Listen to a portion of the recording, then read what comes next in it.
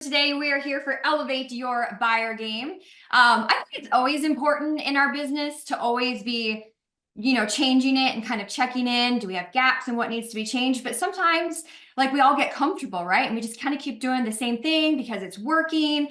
And then what happens is something kind of disrupts us, whether it's small or big. And now it's kind of forcing us for that change. So I think it's a good reminder that change is good and that you should kind of keep this mentality always, because it's just going to always be up leveling like the way that you do business. So we're going to talk here about how you can elevate your buyer game and talk about some advanced strategies that are really going to set yourself apart. So who are we? We are a group of amazing agents, a variety of agents from all over the US, and we are forming together with the GROW, which is Global Realty Group. And we get together to help each other run our, to help us, we get together to help each other grow, talk about what's going on in our businesses. And then it's just expanded to, we know that others need this. And so we are just building it and bringing others with us and saying, let's collaborate, let's help each other, because we're always going to need this, right? Community is always so important. So today, Laura times two, we have Laura Malec as myself, we have Laura Cooper who is here. We're here to dive into what we love, how we love to help buyers, and what the changes that we're going to make kind of come post-July. So you can see a little bit about us. And what I love is that we each bring our own experiences, we each bring our own knowledge, and we each bring different ways that we do business. So Laura here is from the Houston area. She is, when they say like never underestimate what somebody can do, it's my favorite little piece about her. She went full-time 3 years ago, and then the last 2 of the 3 years, she's selling over 70 units per a year, which is incredible. And it's a very, she does have some leverage, but it's primarily her. And that's what works well for her business. That's what she works hard at. And so that's why you want to be listening up to what she has to say. I run things a little bit different. I run a smaller business with my husband, and we do anywhere around like 10 million, which is about 25 units per year, which is works really well for our family. And so we each just kind of bring different things that we do for our businesses, and we're excited to jump in. So I'd like to know if you guys happen to be a part of Don't Quit, how to navigate the NAR. We talked about this last Wednesday. If you were here last Wednesday, could you go ahead and give us a thumbs up or type in yes? And while you're doing that, Laura is just going to kind of share briefly what we talked about, because it's going to lead into how we're doing things today. Absolutely. So last week we did this class, kind of like don't quit, don't panic. What can we do to not have so much worry coming into all these changes? So we had one of our cohorts, Daniel, inspire us, because he had attended a nature survival class with his wife a few weeks earlier. And when we were masterminding and talking in our small group about what we were going to do differently or how we were going to be prepared, he comes up and starts telling this story, because it's kind of like, how are we going to survive? And the notion that he was taught at that class was this acronym STOP-IT. And so it stands for Stop, Think, Observe, Plan, and Act. And we all just sort of had light bulbs go off that went, oh my God, that's exactly what we need right now. We need to have some kind of method to follow so that we can be prepared and not scared. And along with that, we had this idea where we would kind of create this survival score in real estate. So we gave everybody a quiz. If you were here and you did the quiz, awesome. But Laura she developed this specifically for real estate and can kind of give you a little bit of insight into it, and then we can send it to you. Yes. So if you didn't take it, we'll send it after this recording, but it's part of the STOPA, like Laura said, and this is really just observing where you're at with your business and kind of where do you need to focus to close the gaps just to get where you want to go. And so today's gap that we're filling is really kind of like your value proposition and kind of going into your buyer presentation, which we're really going to focus on the value that you already have. Like, we're going to show you that you already have it in you, but then we're going to show you how to elevate that, right? Because that's why we're here, and how to make it even better. So make sure to keep referencing this survival score and kind of checking where you're at, or take it if you haven't already. And then I think too, we're going to try to do more classes around this. So the goal is to get you to 5s, right? I mean, most of us were nowhere near a perfect score. I think 60 was our perfect score. And so if you follow us, we should be continuing to develop courses on these topics to just get your game kind of top notch, I think is our goal. Yes, I love it. I love it. So the place that we always want to start is the mindset. And we talked about it last week, but I mean, it's a great quote from Henry Ford that I'm sure we have all heard, but it's just so true. Like, whether you think you can or you can't, like, you're right. And I remember as all the news is coming out about the NAR and like the articles are coming out first, like I know it's been a few weeks and we've kind of calmed down on the panic, but like I specifically remember I read it and I was like, all right, well, I love helping sellers. I love helping buyers. I love real estate. I'm here to figure it out. Like, I don't know what it's going to look like and it's going to change, but like, I'm going with the change. And so you can too. And like, we can kind of talk about what we think that's happening, which people are doing. And I do think there's value there, right? Talking to the right people about, the opportunity and the options and the positive part about it. But we also don't know what it's going to be like. And so all that we can really do here is keep doing the things that we're doing, making sure that we're showing value to our clients, make sure we're doing the right activity, that we're staying in contact with those buyers and sellers, and be willing just to learn as you go. Because if you actually think about it, and I don't know the whole history, so I didn't look it up, but real estate's been around forever, right? We know that the MLS wasn't always here. Can you imagine those agents when they're like, oh, you're going to put our listings all in one spot? What will I be needed for? Or like you used to have to go to the offices for the keys. I was not a part of this world. I just have heard the stories. But like, oh, well, now anybody can just get a license and go show the house. Like, there's always been changes, right? And so like, this is probably our big change. And let's be excited because the things that have changed in real estate have been beneficial. So let's make it continue beneficial for the consumers and for us as well. It just may look a little different. So hopefully you got your mindset all warmed up and ready, but be willing to adapt to it. Be willing to learn, right? There's only so much that you can do. There's going to be a time where something was missed, or maybe the commission wasn't where you thought it was going to be, and you tried to do everything right, but just take that moment to say, all right, well, I'm going to change my boundaries, adjust this, talk to another agent so this doesn't happen again, right? And then grow from it, and then just keep fighting. Let's fight for the sellers. Let's fight for the buyers. Let's make real estate and continue to make it awesome. So, Laura, I'd love to go into, it was so powerful when we were at a mastermind. It was like the NAR article dropped. We happened to be getting together, which was a perfect time. And she just value bombed this amazing question. And I just want her to dive in. You heard the news. And what was the first thing that you said, Laura? So I think for me, the thing was what has actually changed and really what has lowered my value. So I, for some reason, felt just startled by that concept, because I felt like instantly everybody was almost questioning and felt like they were automatically going to get paid less. And for me, that was kind of like saying, okay, you're worth less. And for me, it was like, wait a minute, nothing has changed about what I'm doing, what I'm going to offer. Why has anything changed about what I should then get paid in return for that? So I think everybody here should really kind of hold firm to that concept and that question. So if you haven't already, and I said this last week, so if you were on last week, you heard it, but I want to just keep repeating it.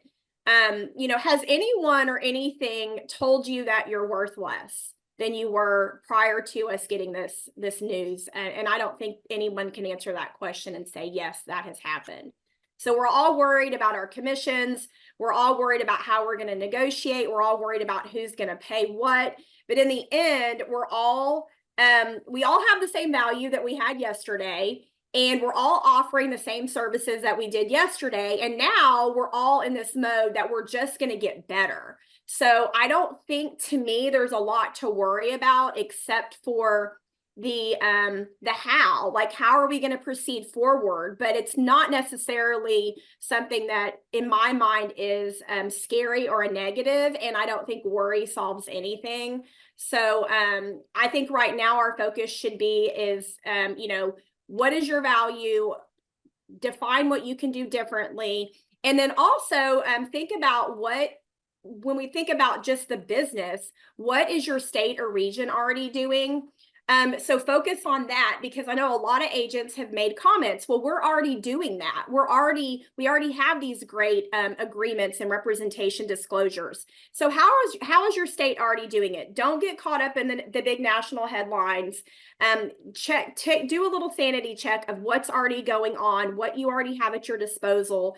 If you really need to change anything massively about how you define the agreements between you and your buyers and how you explain who gets paid what. Also, who are you getting your information from? That was another huge one for me. And I've talked to a lot of realtors who don't have good support networks. So you need to be engaging. You need to engage in your state. Anybody who's an authority in your state, you need to check in with your broker. Does your broker have resources? And then, who are the smart people around you? Like, who do you trust to talk about how you might change your business, how you might increase your value? Who can you mastermind with? So my big thing is there's no reason for us to race to the bottom.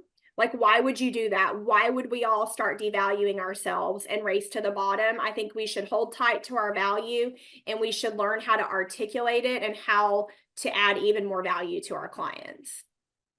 I love that. Yeah, I mean, so you already have the value. Let's strengthen it. I am, before we go on, I want to just, Rita made a comment here and she's like, it's not or he or she, I'm sorry. It's not about being worthless. It's about buyers not wanting to pay or not being able to pay. And I have some thoughts, and then Laura, I want you to add on this too. But for one, like, today's session is really to show you the value that you already have in you, and then to showcase the value to your buyers. So what's cool is that you're already doing a lot of valuable things. We just kind of got comfortable and didn't really articulate everything that we're doing for the buyers and why it's a huge benefit for them. Buyers just, kind of gravitated, towards us. They know they want to work with an agent. What's changing is that now they get to pick the agent. And if they are going to invest, they're going to want to know what they're getting from that. And I think with that comment, like, it's okay to have that in mind, but like, we don't know that until you're getting buyer after buyer after buyer that's saying, I'm not willing to pay you. We actually don't know that they aren't. We're going to work on ways that they can get paid. We're going to work with, lenders, and you can work on packages, because at the end of the day, sellers we still have for sale by owners, guys. They're still out there. Well, okay. We still have, Redfin 1%, and then we still have those that trust and want to work with an agent. Go ahead. Well, yeah. And I mean, so for me, I'm a little bit hardcore where this is all concerned. So if I come across as a little bit brash, I'm sorry. But the bottom line is sellers have always paid the commission to salespeople for selling their product. I think that there is a reality that there might be situations where buyers will have to come out of pocket, because I think what she's asking is actually a very tactical question. She's like going, and I've thought this too, I'm going to say it even with our own class that we're teaching here. For some agents, it's fluff and it's talking about, value and all this stuff. And they're like, but wait a minute, when it gets down to brass tacks, how am I going to get paid? How's the buyer going to pay me? That's not the mission of our class today, but I will tell you that I think, in my opinion, I wish I could start start a trend here. If sellers agents will also do the value proposition in the seller's meeting, then the buyers are going to get paid by selling the seller's product. And so we really have to hold tight to that. So everybody on here who is curious about getting better at their buyer skills, you're also going to be listening to. Most people do a little bit of both, and everybody's got ambitions to be more of a listing agent. And that's just a thing in our industry, which I don't completely understand always. But I think when we list houses and we value prop to the seller still needs to understand that they compensate the salespeople for their product being sold. And that's how it's always been. In a little bit, I will go over a little bit the history of how like sub-agency happened. And I think if we go back to the roots and how it's always been done, even before co-op, the seller pays the salespeople. That's the bottom line, and we need to hold to that. Yes, 100%. I love it. But like she said, we're here to talk about the value. There's more classes like that, and you're on the right mindset to be thinking about that. And together, again, that's why you're in these rooms, to understand what we can do, to understand how we can make sure that we get paid. But this class is going to be about your value and showcasing that. Absolutely. So we talked about how you already have a lot inside of you, and we're just going to dig deep on how you can strengthen it. So Laura, I'll have you kick us off with this. Yeah, sure. So I think from now on in this presentation, we're kind of just be giving you the things that we've done and the best advice we can give you on how to really elevate and strengthen your buyer game. For me, one of the big ones is all about building rapport quickly and communicating and conversing with clients, because we are going to have to start signing those buyer rep agreements very quickly. So again, get in touch with your state, know how you've already done business. But like in my state, it's not been let's call it a common practice that every single buyer's agent meets the client and has them sign some kind of agreement at that very first meeting. To me personally, that's always felt a little bit like a lot of pressure to have them commit to me on the first minute that they meet me. But I do believe, and I feel comfortable transitioning to that and getting myself comfortable with that because of the way I've already done business. It won't be that hard. I'm really good at building rapport, and you need to get really, really, really quick at building rapport. So how do you do that? So you're gonna get really personal really fast. I know that sounds really terrifying to some people, but you have to get personal. You have to be vulnerable, and you have to allow yourself to give personal insights about yourself, and you have to be comfortable asking personal questions. You need to make a special connection with people. This is rapport building 101. If they say something about a dog, you have a dog, you talk about your dogs. It can be that simple and that basic, but you have to allow yourself to get personal and make those connections. Another really interesting and fun tactic is mirroring. And so along with having conversations and finding things in common, you can use, like, it's kind of basic techniques in mirroring and communication with people. You mirror their body language, you look at their mannerisms, and you pay attention to their verbal cues and their verbal tones, and you can actually speak in a pattern that matches theirs and mirror their mannerisms at the same time with your body language. Listen to their volume that they speak at, and mirror and match that, and you would be surprised how the human brain just sees that as a connection, and you will actually get them to kind of know, like, and trust you even faster than a person who's not using those same tactics. They're a little bit salesy, I would say. So you got to remember, you're still, you're selling yourself. I don't think you have to treat yourself as a cheesy, car salesman, but you are selling yourself, and you're trying to get to the point where you're going to convert them really quickly into wanting you to be their person. That's what we're getting to here. So you've got to have the conversations to get to the agreement, and you need to ask for the business. And this is a big one that I've taught before. Now more than ever, because we're going to have them sign agreements, you have to be bold. You practice it, like, say it to yourself a million times over. One of my lines is, my job is to earn your business, period. That's it. It's that simple. That can be said on the first phone call. I do that pretty frequently, actually. So if I have someone call me off of a sign and they're talking, or I have someone call in from some sort of internet lead source, I will literally say, when I ask, hey, are you already working with an agent? And they're like, well, no, I mean, I met one. And I'm like, okay, well, I'm glad you've already had some experience with other realtors. My job is to meet you and earn your business. And I think people like that. They like knowing that they've got something that's valuable that you want from them, because I think that shows that you kind of honor and respect them as a person, and they're worth something. So ask for the business, bottom line. And part of that asking for the business is going to be asking them to sign that agreement. So all of us, I think, are still waiting on our localities and our brokers to come up with what those agreements are going to look like. I don't care what they look like. I care that you have the guts to ask them to allow you to represent them. But in order to get there, you have to have built that rapport. So build the rapport, get them to know, like, and trust you. We're going to have all these great ideas coming up about different value propositions and ways you can go above and beyond to demonstrate. And that's all going to be part of those conversations too. But I just want you to be bold and ask for the business. You also need to develop your approach for negotiating and approaching your commission. And I think that all goes into some of the things that we already said. But I do think it's really important, like I mentioned, to understand the history of how we got here, right? And why, if you do have to have the conversation when you're walking through the agreement on the buyer's representation side, you know, in my state, we say that in our buyer's rep agreement that they agree to pay us blank percent. And typically mine says 3% in it. So, but it also says that we are going to first seek to get paid by the seller. Essentially, I'm paraphrasing. And so what you have to explain to people is that, you know, back in the old days, so what's interesting that Laura Malec said earlier about kind of this has been done for decades, it's actually been done for over a century. NAR has been around in some form or fashion since the beginning of the 1900s. And cooperative brokerage did not come about until about the 90s.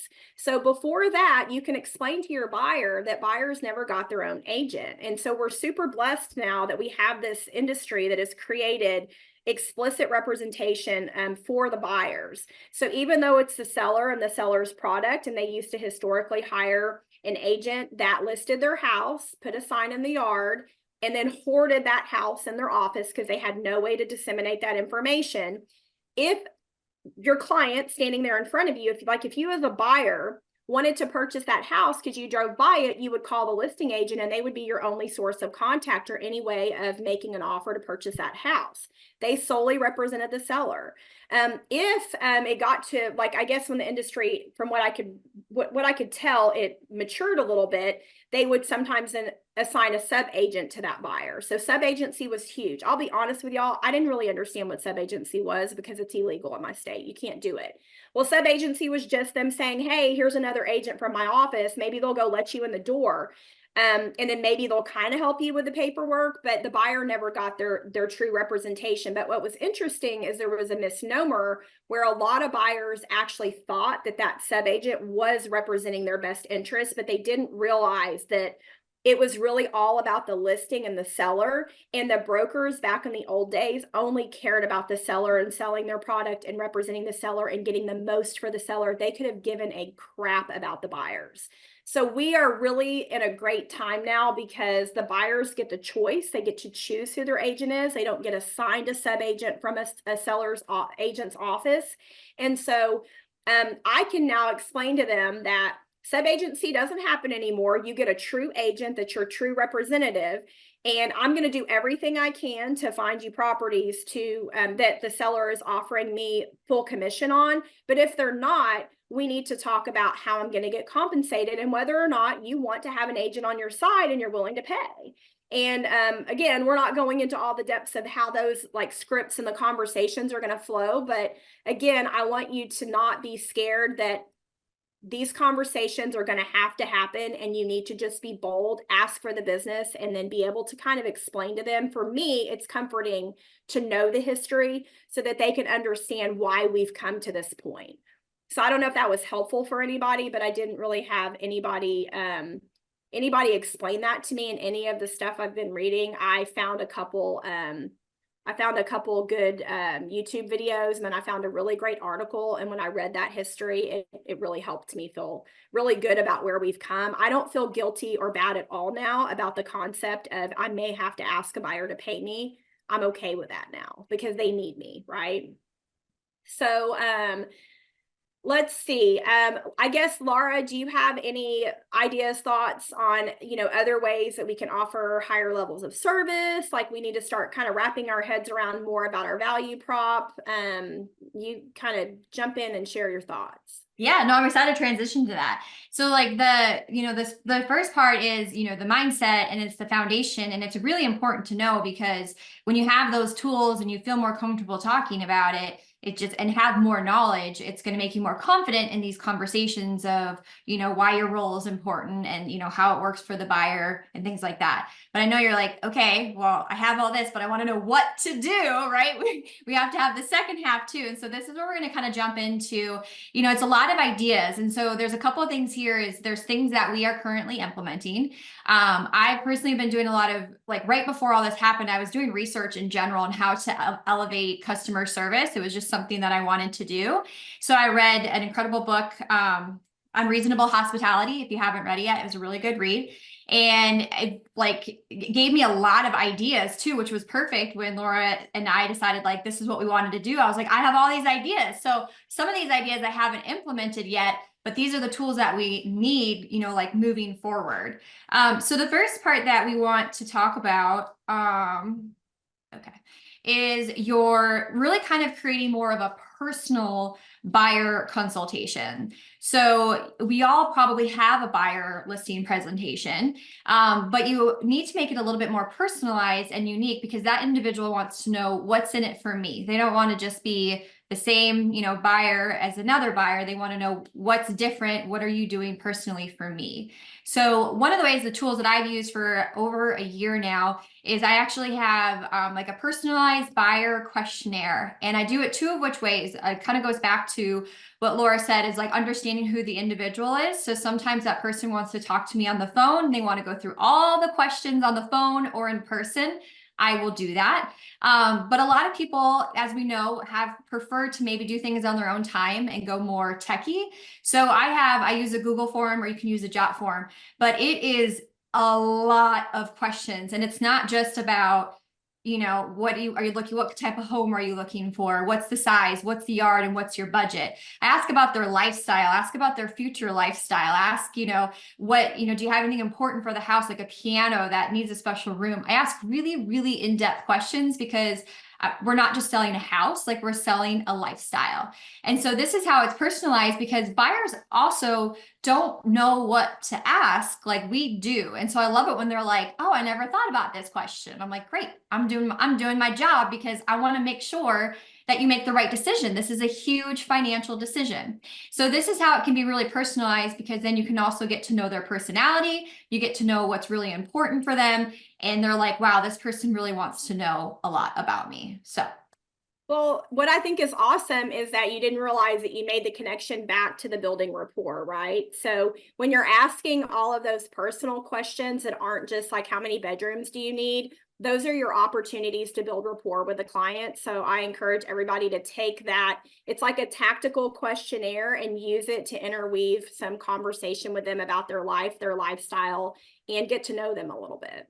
I actually want to piggyback off that really quick. The other thing too is don't just accept the 4 bedrooms. Go a level deep and say, why? Why do you need the 4 bedrooms? That I want some for the kids. I want some for future kids.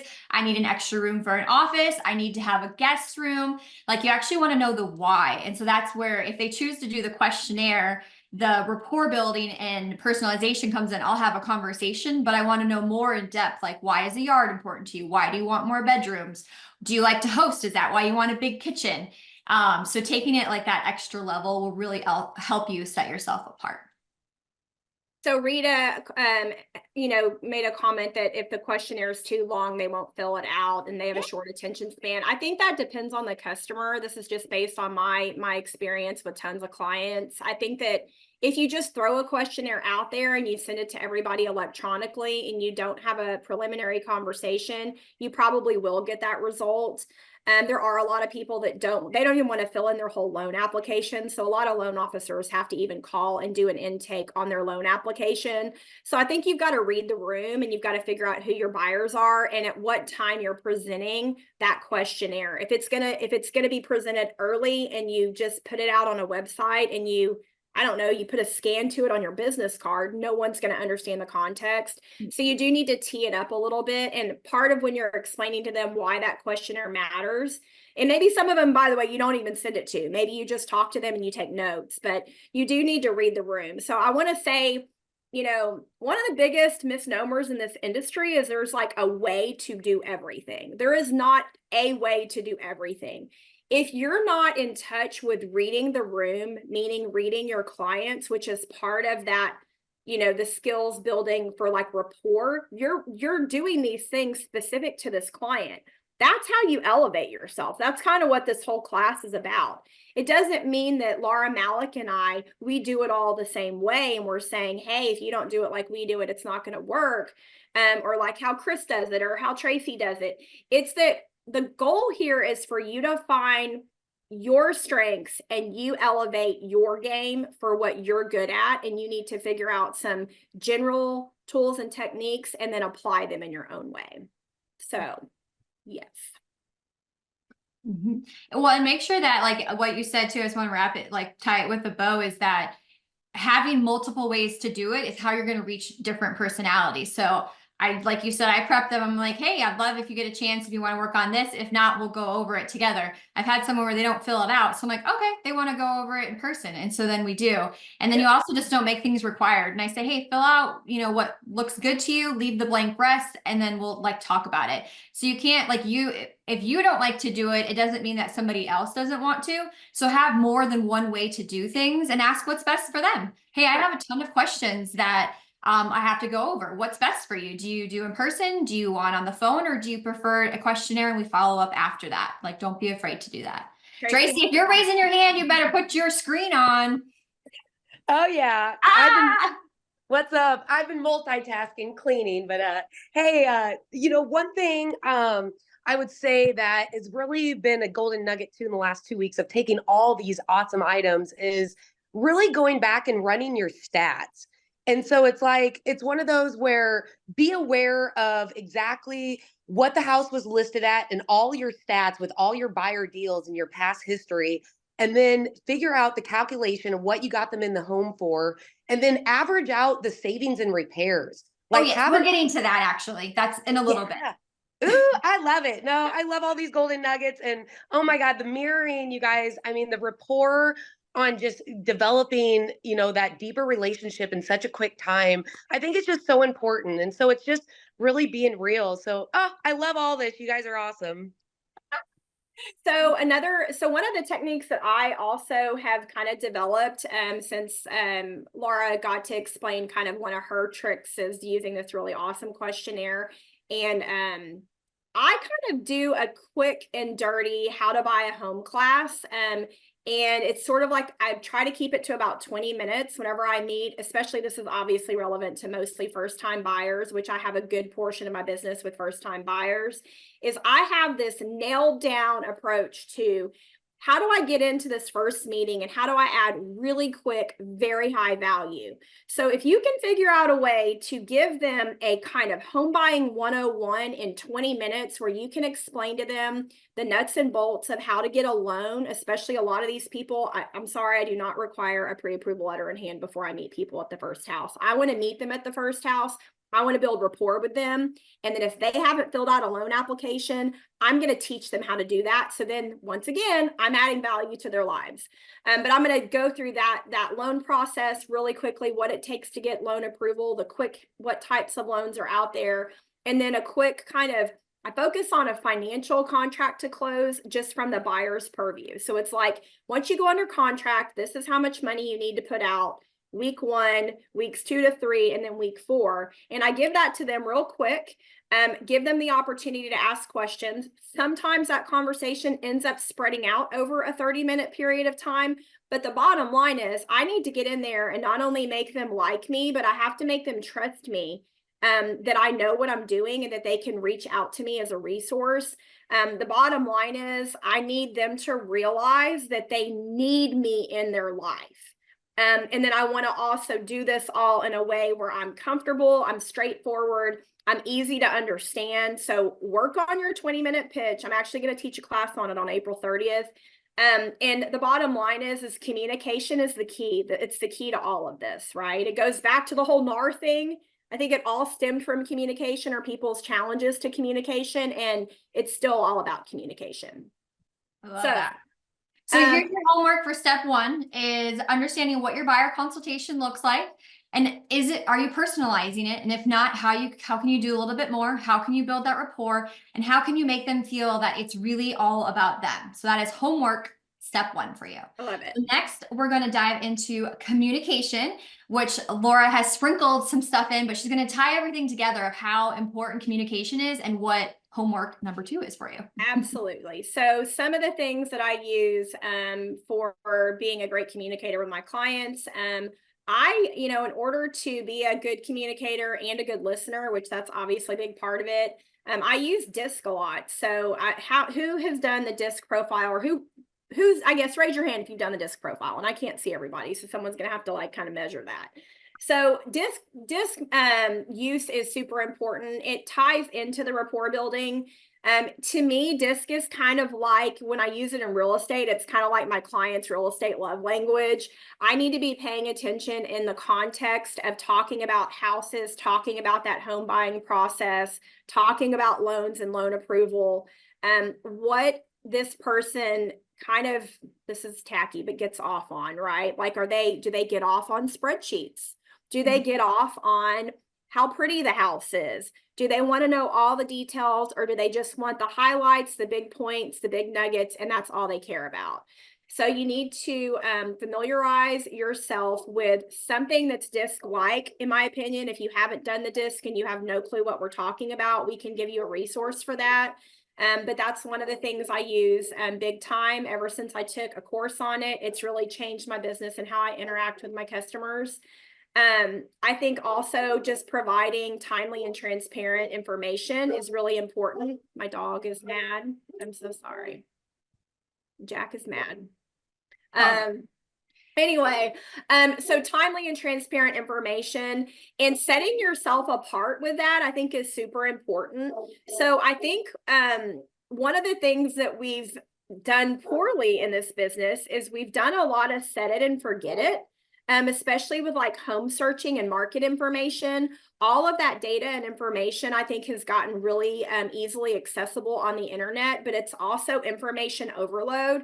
So I really, I suggest with the tools that we have in our disposal, that realtors can set themselves apart by not just setting up searches and never interacting with their buyers, but actually using that information and data, whether it's listings, new listings, market information, to either reach out, call them daily, weekly, monthly, and communicate with them. Set yourself up a schedule and just add a personalized level of service to the information that's already there.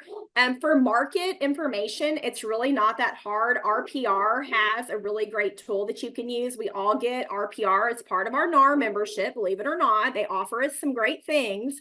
And go in there and run your market stats. You can even generate graphics and use those things. Use a great new listing as a tool to show your value, communicate timely and effectively, and use it as a tool to pick up the phone and call your customers. Love it.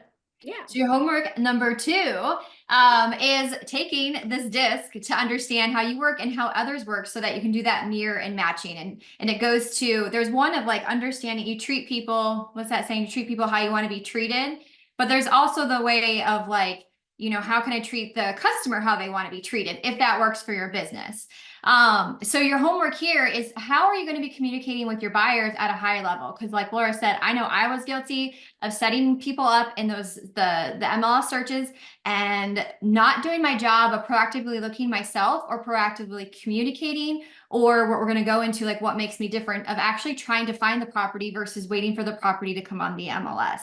And so put that in now. And then when you set the expectations of, you're going to hear from me weekly, or maybe it's on Mondays or Thursdays. Like I heard another agent from the group, Daniel, he said, let me actually pull it up. I loved it. But he was like, they're going to get what's new or coming soon, is how he chooses to set it up. And it probably matters on the level that your buyer wants to be communicated with. But weekly, he's touching base with them if they didn't reach out and saying like, hey, I'm working this weekend. Did you see anything this property that you want to take a look at? Right? Because sometimes buyers don't want to, they say like, bother us. And I'm like, this is my job. Please bother me. I would love to take you to a house. But when you have that, they hear from you. oh, yep, weekly of like, hey, I'm out and about this week. Like, is there something that you want to see? It kind of helps it going. And then he encourages his agents to do a monthly kind of check-in and kind of do a recap. Like, hey, it's been a couple weeks. Maybe let them know the houses they saw, what they didn't like. Should we change anything for next month? Like, again, how that's personalized, you care, you're staying on top of it, talking to the lender and the buyer, and it's a system, right? So that's homework number 2 is how are you going to communicate with your buyers and how are you going to communicate with how you're going to communicate with them. So let's dive into like what makes this different. So don't be the agent that puts them in the MLS and just waits for the house. Don't do my mistake that I did a couple years ago and lost the buyer. What can you do differently? So one is deciding like, how are you going to find the home? So we do know that we have the MLS and the buyer consumer may know that we have the MLS, but are there other ways that we are constantly searching for that right property and then verbalize what you are doing?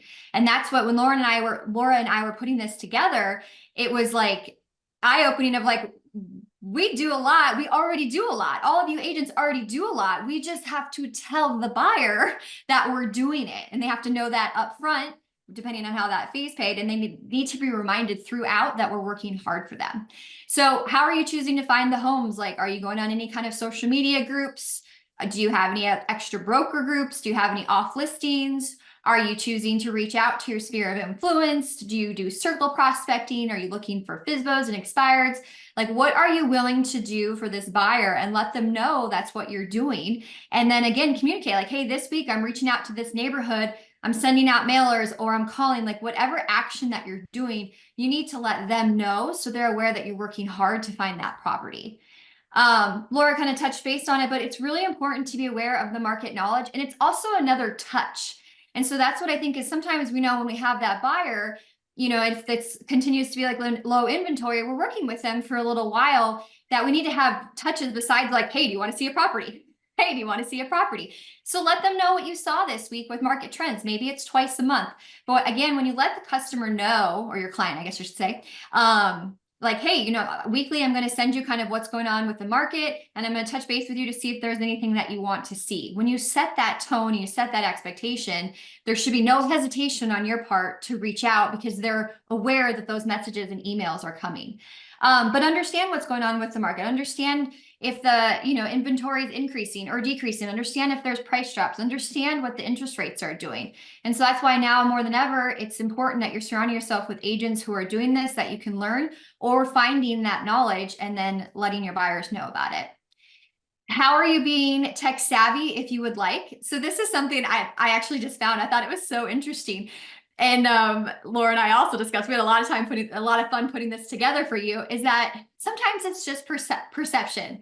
I don't know if you've ever done, like I've done a lot of listing classes where someone's like, I lost the listing because I didn't tell them I was going to put the listing in the MLS, which is like what all agents do, right? And it was a reminder, like I made my sheet that day. I'm going to put a sign in your yard, MLS, like here's all the basic stuff I'm going to do. And here's what's extra. So this tech savvy thing that I got this idea is you could offer virtual tours, right? Like we did it during COVID. Who knows if a buyer doesn't want to go see a bunch of properties and they're like, actually, I'd love for you to tour a few for me. Like, again, I'm just trying to get you guys to think outside the box and be excited. Are you maybe going to do it? Are they going to want to do it? No, but like, is it something different? Did you just click something in my brain of, oh, wow, you'd go tour homes for me virtually and save me a bunch of time? That sounds great. I have no clue if the buyer is going to want it or not. But again, I set myself apart and that I'm like, I can do however, you want to find this house. And then, so as Tracy was saying, I don't know, Tracy, if you want to jump back on, this is what's here with what makes you different is what are your stats, or if you want bigger stats, you're part of a team, use the team stats, or you have your office stats. But are you saving people on the list to buy ratio? Have you negotiated on your inspections and put a dollar amount on the average amount that you saved them? Did you help them when the appraisal came to make sure that they weren't bringing more money to the table? Tracy, are you there? Did I miss anything? Yeah. And when it comes to the appraisal, I even learned my lesson and got a little lazy and comfortable on one deal out of like 6 in the last 2 months. And, there's this appraisal package that we have, and we'll be able to send it to after this meeting, that it's basically going over and above and just putting together all the comps that you want the appraiser to see. And, you know, appraisers are lazy. So it's like, serve it up on a silver platter. You're the one that knows that neighborhood. You know what those buyers are looking for. Put the best three comps in front of them right from the get go and justify it and fight for it. Because just when you get relaxed, you're going to get that appraiser, you know, who is just going to be stubborn. And this is a way to show your value to buyers on how you fight for every single dollar. And one thing we've been kind of bringing in is, you know, really, you know, and it's numbers. If it's like, if you think you've negotiated repairs over the life of your career, I know 2,400 has been a pretty accurate number I've heard over time, where some will be as is, some you might be doing a whole HVAC system or a roof. So 2,400, I think, for me personally, I mean, that's a big savings. And then I'll challenge them, hey, are you familiar with arbitration? You know, where we have that part of how we negotiate these deals. If you don't have that, Mr. Buyer, are you ready to get an attorney if something goes south? And you know what those costs would look like to get that representation. So, and I want to jump in, side note, two things I just thought of that everyone's always going to be thinking is, how the hell do I get this data about my stats on my deals? Number one, really quickly, you can actually go into your MLS. Most of us have a similar backend to our MLS. Matrix is kind of like the backend software. If you want to send me a message after this, I might be able to jump on and help you find it. But on my MLS, I can actually run a report with all my deals, buyer and seller side, and I can add columns to the single line view. And there's fields that are for, you can do your list price, your actual sold price, your seller credits, and your repair amount. And assuming that the realtor put those things in there, right, the listing agent, you can run your buyer stats much quicker than you think, and then build out a quick little Google sheet and do some stats on it. The other thing that I think, I just had this idea, would be whenever you get to closing, you could actually have like a one pager that you provide your buyer, that you show them, this was a list price, this is what you paid, this is what we negotiated, and actually have like a little net for them to show them what their savings were. I think that would be kind of cute to do. Yeah, I mean, that's brilliant because they also forget everything. I mean, we've all had those clients too, right? You're like, I just did all this stuff for you, and you can be very grateful. But you can at least remind them of all the areas, because at the end, they're just excited to get the keys, and they sometimes forget the. So that actually leads us to the next slide, and it's the concept, like you mentioned, we must stop hiding what we do and how we get paid and why we get paid what we get paid. And we need to demonstrate and verbalize it. So we just talked about several ways to do that.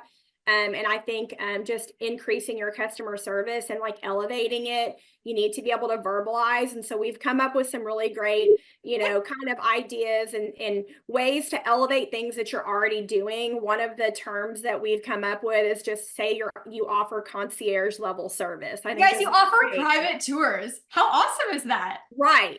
Yeah, so the word concierge alone feels special. It feels like they're going to be supported and taken care of with special treatment. So like before, you can do this from the time before you're under contract, from the moment you meet them, you know, you can let you know that you're taking work off of their shoulders because you're providing them with all these services. So I think reducing their commitment, their time commitment, their energy commitment is huge. So you need to figure out how to verbalize how you're de-stressing them. That you're setting up, like she said, the personalized tours. One of the little things I do that I think makes people feel special is I bring them a little gift when I meet them for the first time. You know, how do you end your appointments? Do you ask for feedback? Do you send them a survey? Are you asking them for even feedback about the homes? I think a lot of realtors maybe miss that. And like, as they're wrapping up appointments, to kind of tie it up and say, okay, what did you think today? Were you happy with the tour? Were you happy with my service? People that are high customer service oriented, they're not afraid to ask for feedback because that's how they get better. So your transaction management, I think, is huge. One of the things that Laura, Malec, and I talked about, which we find interesting, is that a lot of us have transaction coordinators, or we have some sort of transaction management process that we follow. yet we pretty much do not verbalize that to our customers. We think of it as kind of a back office process, and we don't see the reason that we need to explain to them that we have this whole machine working in the background to make everything look smooth. And so I always use the duck analogy, right? The duck is like sailing smooth across the top of the water, and underneath his little feet are just like going. And I've got this little engine underneath me behind the scenes that's making sure that I'm providing them with seamless service. And there's a lot that goes into that. So you need to be able to verbalize that. And I think, that's through the transaction, the concierge or elevated level service. And then as you're under contract and wrapping it up, what are some things that you can do? Everything from introducing them to the best lenders whenever they're looking for loans, to giving them assistance with utility setup, a concierge service. I know like at EXP, we offer that. We actually have a Utility Connect concierge that helps people get through that really annoying process. And, I know some agents provide boxes, moving boxes. I, a lot of times will do like a moving survival kit. Anything that you can do that's extra is going to set you apart, and it's just going to add to your value and make them realize that if they're paying for you, they're happy they paid for you, because the tangible value has been shown and it's been spoken about. So don't be scared to, again, tell people what's going on. You're your own biggest cheerleader. I got taught that. Sorry for the men on here, but I was in a very male dominated industry. I got taught that by some really strong men in a very male dominated industry. And I will never forget the guy who told me, he said, Laura, if you are not your own biggest cheerleader, no one else is going to be. So I think that's the mindset that you need to come into with all of your customer encounters. Don't be afraid to state your value. I love that. And so I hope you heard, like, how can you be extra? And the thing about extra doesn't always mean luxury or more expensive or elaborate. It's really the small touches that do stand out. And in that book I read, it was interesting because the owner of the restaurant like did everything from the small things to the elaborate things. And it was really just the act of making something personal is what stood out. And so, don't be afraid to try different things. And like Laura said, ask for feedback, and don't be so worried about like, is it going to take too much time? Start figuring out what works, and then figure out the system on how to make it easier and how to simplify it and how to get it better. Because sometimes people are like, well, then I have to have snacks all the time in my house. Like, you'll get better at it once you get started and realize this works, this feels good, it's what I want to add. So start thinking about everything that you do. And like, again, you already have concierge level service, but what can you say to them that they're getting from that? Or how can you make them feel that on the inside? I think, did I give homework? 1 second, Tracy. For the last one, what makes you different? Okay, so then your homework number 3 was what makes you different. Okay, perfect. I did. Yes, we need Miss to be Tracy. mindful of the time too, Laura. Just like got it. Yeah, we're actually almost done. Yeah. Yes, Tracy. Yeah, one thing yesterday, you guys hit it on the head today on verbiage. I mean, it is down to verbiage. No, play it like a chess game on everything that you say it with purpose on where you want to lead it. And one thing, I was talking to a newer agent yesterday who was at another brokerage for 6 months, hasn't sold one deal. She came to one of our masterminds yesterday, and she goes, the biggest takeaway, Tracy, was like, when I'm running into buyers, I would ask them like if they have an agent. And I'm like, okay, so you're asking them if they have an agent. So if they say yes, where does that lead to?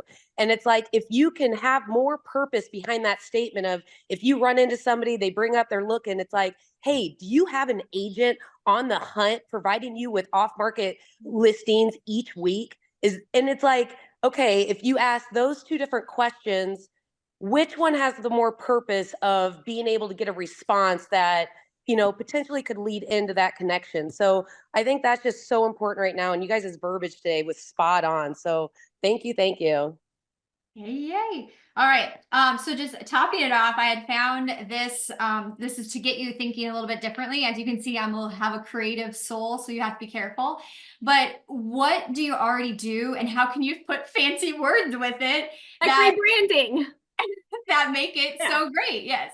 So I found these, and I'm not going to dive into all of them. I'll send it in the email so you can read it and kind of decide. But like one thing, like the local insider experience was just being like, if you know of local events, inviting that buyer that you know is interested in that neighborhood. Like, hey, I see this event is going on. You should go check out the neighborhood because that's where we're looking to buy a house. Like, how special and unique and personalized does that make it? These were just kind of things that you could do and how you could do it. So I'll go through the descriptions in the email, but it was really fun to see. And just again, like Laura said, like it's your business and you have to build it and you have to come up with your value proposition. But just put some fancy words behind it because people like that. And it also just gives you ideas on how to stay in touch with them, not just be selling a house, but be selling the lifestyle and being, getting referrals because they're going to be so appreciative of how you thought so much about them personally. I'm totally using after hours concierge. Oh yes, we're doing that one too. I'm just using it for myself now because it makes me feel better about taking work calls at 9:30 at night. I'm just like, it's just my concierge service, That's how I think that's great. There are agents who don't, and that's fine. Like business can be done so many different ways, but if you do offer that, like why wouldn't you say that? Totally. They're powerful. Yeah. All right. So then to finish it up, Laura, if you can talk to us a little bit about so this another big value add that you can do, a lot of agents have this loosely in their back pocket, but haven't really firmed it up and don't have it well documented, is you've got to cultivate strategic partnerships and resources that you have in your world that you can pass on to your clients. So it's the key contractors, it's inspectors, but it's also people like us, right? It's other agents, it's other really top thinkers in the industry that can support your clients through you. So you make the connection to those people. And so you don't just say, well, I have a great home inspector or a great lender. No, I have a vast network of real estate resources and support people in place for almost every scenario that we can get into during your transaction. I have a go-to I can call. I just got that call this morning from an agent that I worked with a while back, and she still calls me, and she had a really weird home, family, business, commercial airship thing. And it was like, when she started asking me the question, I was like, why are you asking me this question? By the end of it, I was like, well, why don't you just try this? Why don't you just tell them that you'll not pay they don't have to pay their taxes and they should sign the deed to you? And she was like, oh my God, I hadn't thought of it that way. And that's just like one little example of something that if she hadn't had me to reach out to, she may not have heard that idea. So you just need to always surround yourself with people that are smarter than you. I've always said that. It's very important. So who are those people? And then the resources related to contractors, service providers, again, always be leveling up those relationships and those connections so that you can have that kind of curated network of your trusted resources that you can pass on to your clients, because those are some of the things that I think my clients have always seen the biggest value in me. And I get calls from my clients years after closing asking me if I know anybody who can, and fill in the blank. Love it. I love it. I love it. So ending it here, you guys have this, right? Like there's already a lot inside that you already do. You just have to be showcasing it. You have to be talking about it. You have to be asking, the deeper questions more purposefully, but just take your service and how can you elevate it? What are you doing right now? And how can you start exceeding your client expectations? And this is your friendly reminder. Do not go from 0 to 100. Do not try to do a little gift at meet and under contract and close. Start with one exceeding client expectation and then add from there. And then just be willing to adapt and thrive and try something on. You could offer, something that we said here, and then you're like, this does not work for me at all. Well, then don't offer it anymore. But I encourage you to try things, to take your I would never do that out of it and see if it works, or that doesn't work, then just leave it. So again, you can always join us. We have a YouTube channel and a Facebook group and a website with tons of resources that will come out. We're on Wednesdays for more content. So this is where you can block that time and catch us.